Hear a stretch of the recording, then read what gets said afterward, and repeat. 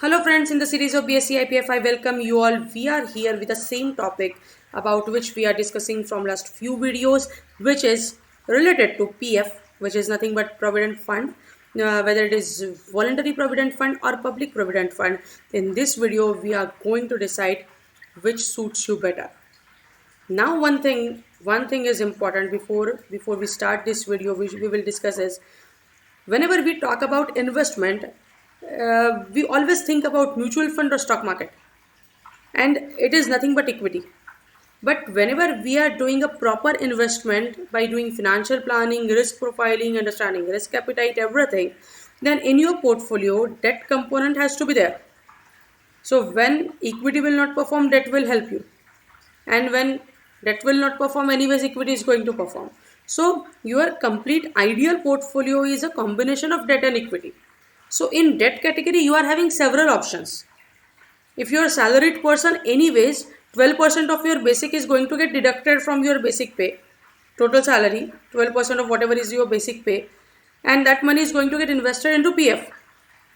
So the return on which the PF or EPF you consider may be lesser than the equity, but it is a debt category, and definitely it gives you good balancing thing to your portfolio. So in this debt category, there are two options. One is VPF, one is PPF. There are two products rather. So we are going to see which product is suitable for us and which product we can think of investing in it. So let us try to see in this video about VPF and PPF. Again, one more thing to share, that all these videos are coming to you with the initiative of BSE, IPF and SEBI, because they want each common and a small investor to get empowered with the knowledge. Once he is empowered with the knowledge, then he or she is able to take the decision in a right way, in a right direction at a right time. So after this session, don't forget to say them thanks, BSE, IPF and SEBI, because they took this initiative and they are bringing all the sessions. So let us continue our topic, VPF or PPF. What is VPF? It is voluntary provident fund, and what is PPF? It is a public provident fund. Both are provident funds. That means both are provident funds with attractive returns. We get attracted due to the returns which they are providing when we do a comparison with the other debt category products. As both are provident funds, both are backed by government, and the credit risk for both the products is equal. Then what is the difference? They are provident fund with attractive return, government product, so backed with security and almost equal credit risk. But they differ, and because they differ, we need to select according to our requirement. And where do they differ? They differ with the eligibility, who can invest where, they differ with the investment period, they differ with the return, liquidity option, tax benefit and other things.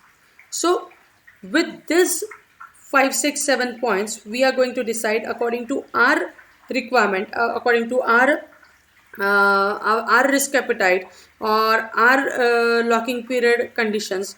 We are going to decide where to go, whether to PPF or whether to PPF. So let us take it ahead. When we talk about the who can invest, that which product is for whom. For VPF, only salaried employees having active VPF account are eligible for VPF, because it is a provident fund, voluntary provident fund. V comes only when you want to put it on yourself. But if you are a salaried person, then automatic 12% is 12% deduction is there from your basic pay. So from your total salary, 12% anyways the amount is going to get deducted. So if you are salaried and if you are having active EPF account, then only you are eligible for this. For PPF category, any individual can open this account. Even minors can open this account. Even the salaried person can also open PPF account. If ever after putting major amount in VPF, if still they wants to put something in debt category and they think that PPF is the option, then they can still go for PPF. But individual cannot go for VPF. Are we getting the difference? So this is a eligibility criteria, that who can invest where. Then we will talk about interest rates. That interest rate is the most vital thing. Let us look at this chart. The orange line is for VPF and the blue line is for PPF. For most of the time, this is a period of 20 years almost. For most of the time, this orange line is above blue line. But there are some episodes, there are some incidences where blue line is beating the orange line, but those evidences are very rare.